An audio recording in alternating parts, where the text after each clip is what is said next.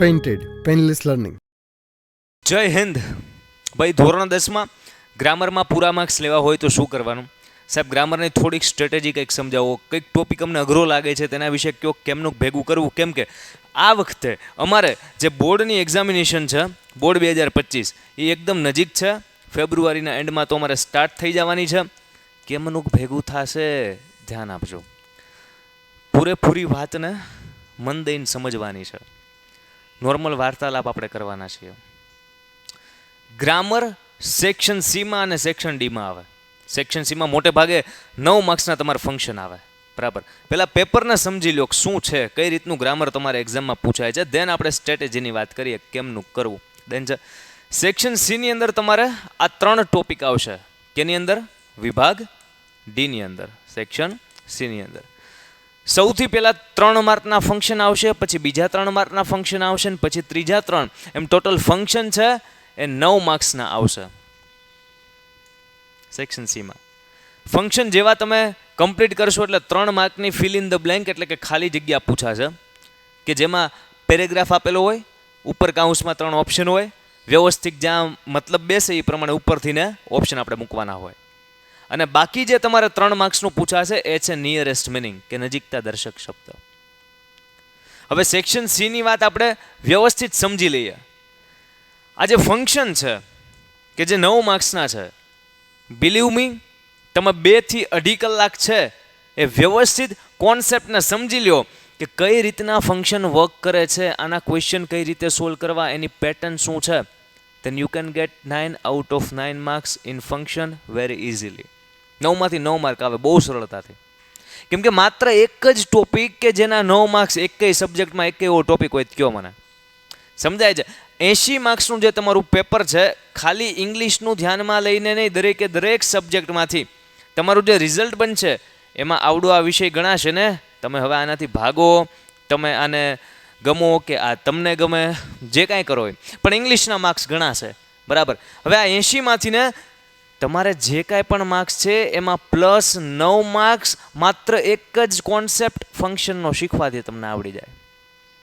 સમજાય છે? સો ફંક્શન છે એ અગત્યના છે, એટલે એના કોન્સેપ્ટ સમજવા એ બહુ અગત્યના છે. અને એના માટે આપણી વિડીયો ઓલરેડી અપલોડ કરી દીધેલા છે.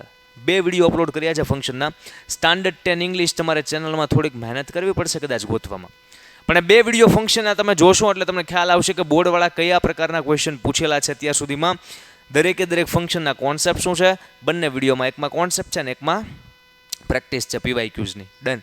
સો ફંક્શનના 9 માર્ક્સ મેળવવા તમારા માટે ઇઝી, કેમ કે મેં તમને રસ્તો કહી દીધેલો છે કે તમારે ક્યાંથી મહેનત કરવાની છે. શું ચેનલમાં ગોતવાનું? સ્ટાન્ડર્ડ 10 ઇંગ્લિશ નામનું પ્લેલિસ્ટ, અને એમાં ફંક્શનના લેક્ચર બંને અટેન્ડ કરી લ્યો એટલે 9 માંથી 9 માર્ક્સ આવશે. એ આ સુધીનો કોન્સેપ્ટ ક્લિયર થશે અને ત્યાં સુધીનો કોન્ફિડન્સ આવશે.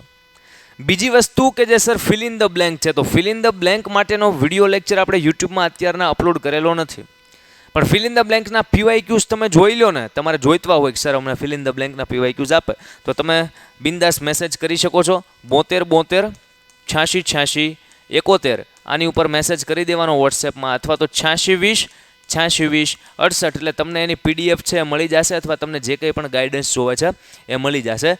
Fill in the blank. Done છે.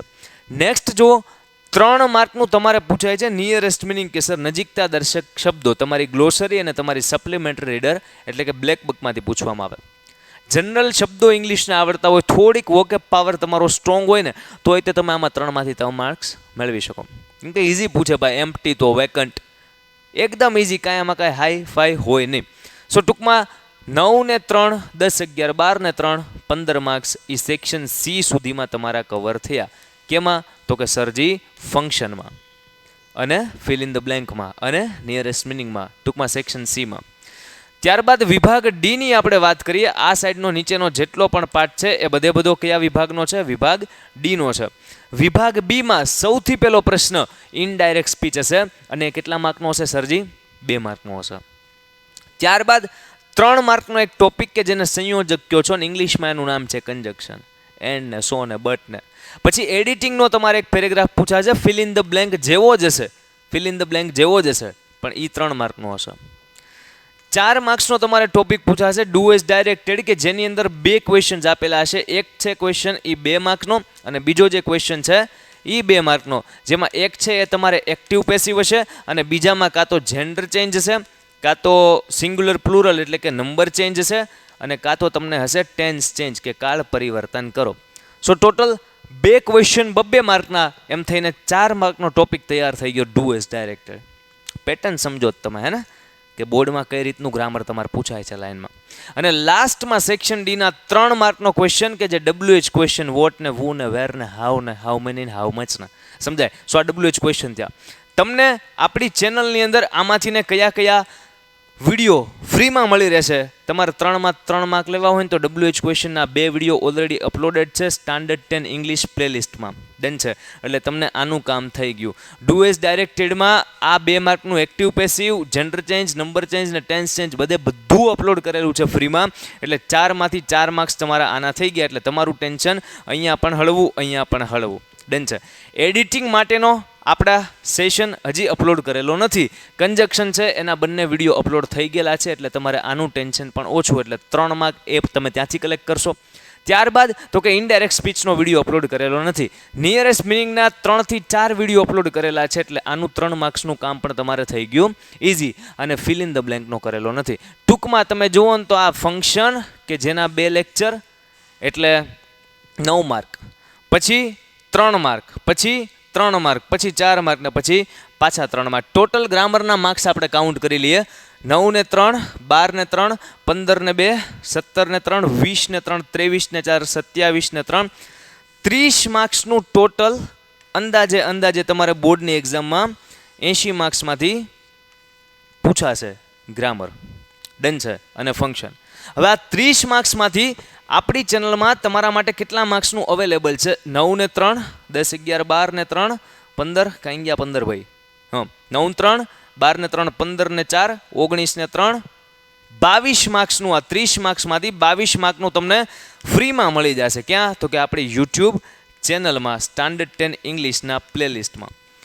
જો તમને એમ થાય કે નહીં સર અમારે તો દરેક ટોપિક છે અને વ્યવસ્થિત તમારી પાસે ભણવા છે, ગ્રામરમાં પૂરેપૂરા માર્ક્સ લેવા છે, દરેક ટોપિકને અમને પ્રેક્ટિસ કરાવો, જૂના વર્ષોના પેપર અમને સોલ્વ કરાવડાવો અને કોન્સેપ્ટ વાઇઝ અમને ક્લિયર કરાવો. અમારી પાસે સમય ઓછો છે, બોર્ડ 2025ની એક્ઝામ નજીક છે, અને ગમે એ થાય સાહેબ અમારે આ વખતે ઇંગ્લિશમાં સારામાં સારા માર્ક્સ છે એ 80માંથી લાવવા છે.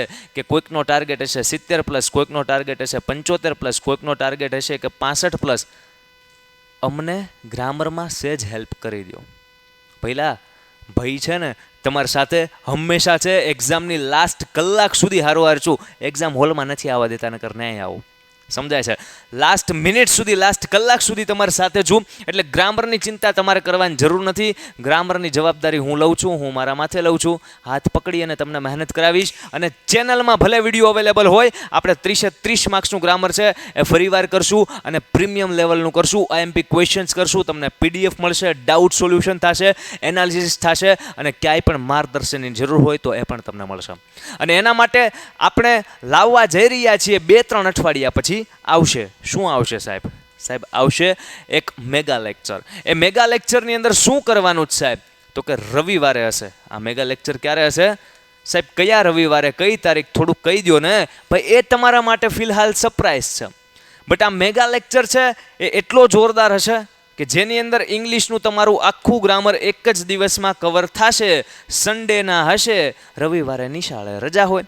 એ રવિવારે આખો દિવસ આપણે ગ્રામરના તમામ ટોપિકના કોન્સેપ્ટ, તમામ ટોપિકની પ્રેક્ટિસ કરવાના છીએ. IMP ક્વેશ્ચન્સ છે એનું ડિસ્કશન કરવાના છીએ. સો એ મેગા લેક્ચર ક્યારે આવશે એના માટે ચેનલમાં કમ્યુનિટી પોસ્ટ જોતા રહ્યો. વિડીયો જે કંઈ પણ આવે છે એમાં અપડેટ હું તમને આપતો રહીશ. મળીએ છીએ નેક્સ્ટ સેશનમાં. આઈ થિંક કે તમારું ડાઉટ, તમારા માથેનું જે કંઈ ટેન્શન હતું ગ્રામર અને ફંક્શનને લઈને ઇંગ્લિશનું, એ સેજ હળવું થયું હશે. અને કઈ રીતે ઇંગ્લિશમાં સરળતાથી માર્ક્સ મેળવી શકાય ગ્રામરમાં, એ કોન્સેપ્ટ તમને ક્લિયર થયો હશે. મસ્ત તૈયારી કરતા રહ્યો. એક્ઝામ માટે ઓલ ધ બેસ્ટ. માતા પિતાની સેવા કરતા રહ્યો. જય હિન્દ, જય ભારત. Painted Painless Learning.